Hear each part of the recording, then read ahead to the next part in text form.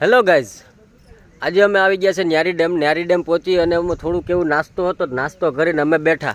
તો મને એમ થયું કે અમે મુલાકાત કરી ઘણા ટાઈમ પછી.